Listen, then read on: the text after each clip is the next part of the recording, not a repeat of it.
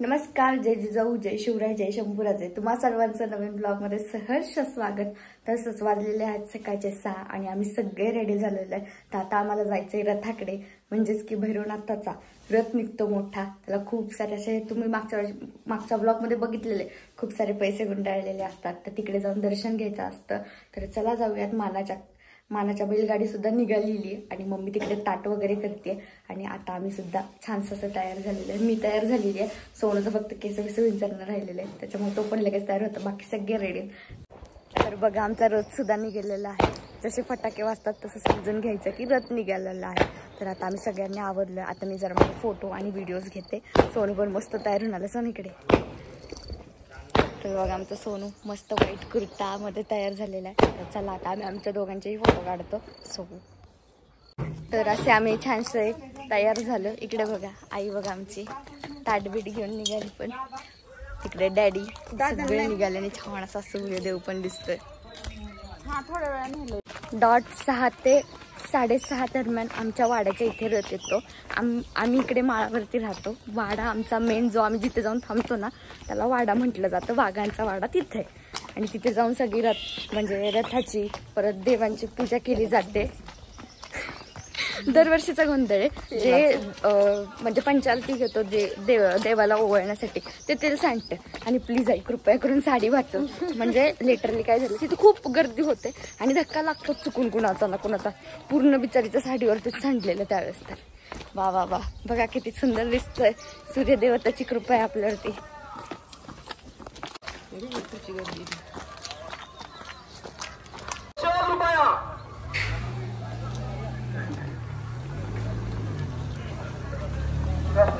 आमच्या दुकानाची जाहिरात करा.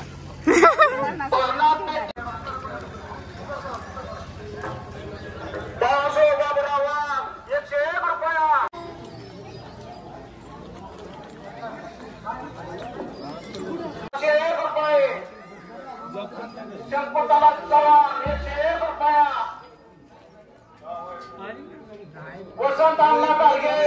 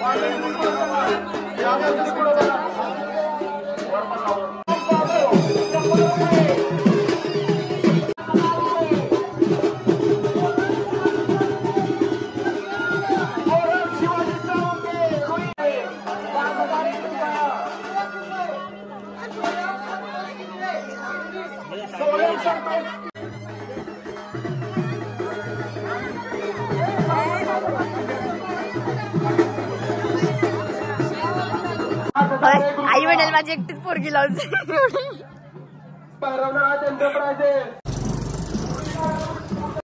छानसा असं आमचं भैरवनाथाचं आणि रथाचं सुंदर असं दर्शन झालं. खूप यावेळेस भारी झालं. सगळे फोटो व्हिडिओ खूप मस्त आले. कारण की दरवर्षी आमची खूप गडबड व्हायची. आणि आता मी आलेली आहे श्री काळ भैरवनाथाच्या मंदिरामध्ये.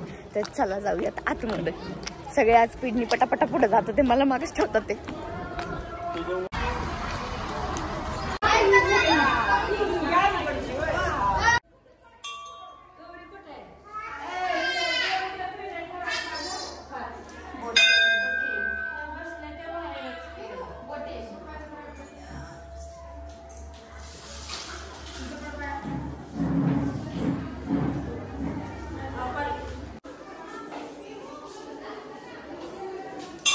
छानसं असं दर्शन झालं. आणि मंदिरात आल्यावरती सगळे गुलाल खेळतात.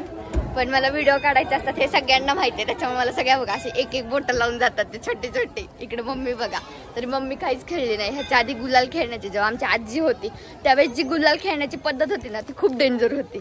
आजी वरून खालपर्यंत अशी भरलेली असायची.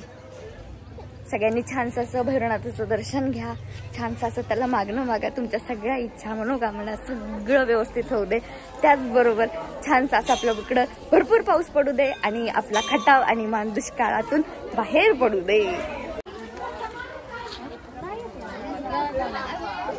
यात्रा म्हणलं की सगळे छान एन्जॉय करत असतात. त्याचबरोबर इथे गावातल्या ज्या बायका असतात त्यांना रोज शेतातली कामं, घरची कामं, मुलांची कामं ही असतात. त्याच्यामुळे इकडं बघा कसे सगळे छान निवांत बसलेत. हाच तो दिवस असतो आणि हेच ती वेळ असते आणि हेच ते दिवस असतात की जेव्हा ते छानसे एन्जॉय करू शकतात, सगळ्यांसोबत वेळ घालवू शकतात आणि खरंच खूप भारी असतं. त्यांच्यासाठी खूप त्यांना भारी वाटतं. सगळे छान मांडी घालून बसलेले आहेत, मस्तपैकी गप्पा मारतात ते.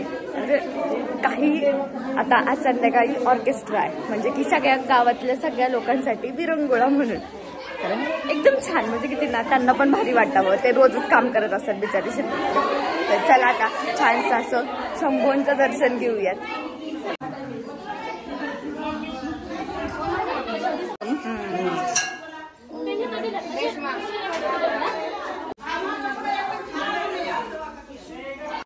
इकडे बघू शकता अशी नावं जी लिहिलेली गेलेली आहेत ते ना देणगीदारांची नावं आहेत. आजोबांचं म्हणजे दादांचं पण नाव होतं, पण आता ह्या मंदिरात आहे का त्या मंदिरात आहे ह्याच्यामध्ये कन्फ्युज आहे. इथंच आहे का? हे बघा, माजी सैनिक श्री वसंत सोनबा वाघ आहे की नाही इथे नाव मोळ. हे बघा ह्या माझ्या काक्या आजी कशा बघा गुलाल खेळल्यात. अजून काहीच खेळलं नाही, अजून खेळायला पाहिजे तुम्ही. भैरवनाथाच्या नावानं चांगलं. हे बघा लकडीला किती आनंद झाला. आम्ही रथाला गेलतो. तू कोणतं बशी होती? इथं बशी होती. बर थांबा आपण तुला गुलाल लावू. जय बाप्पा करू.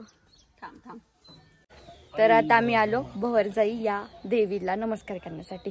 आमची जी विहीर आहे मी तुम्हाला मागच्या ब्लॉगमध्ये दाखवली, त्या विहिरीचं नाव सुद्धा भवरजाईचे. आणि हा जो परिसर दिसतो ना, ह्या परिसरामध्ये म्हणजे हा आमचाच परिसर आहे, त्या परिसरामध्ये हे भवरजाई देवीचं मंदिर आणि बॅक साईडला आहे ती विहीर आहे. आणि त्या विहिरीचं वैशिष्ट्य आहे, त्या विहिरीला 12ही महिने पाणी असतंच. एवढा कडक उन्हाळा आहे तरी सुद्धा पाणी आहे. आणि तुम्हाला मी व्हिडिओमध्ये तर दाखवतच असते की आमच्या घराच्या इथून केवढं पाणी घेऊन जातात.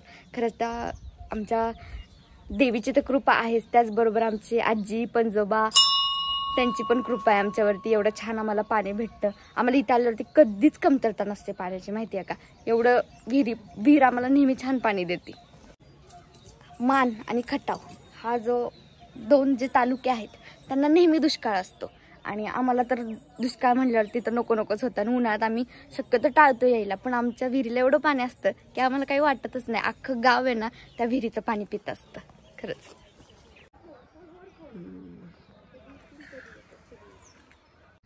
ही बघा आमची मम्मी. मला काय पाहिजे असेल ना ते एका मिनिटात घेऊन देणारच.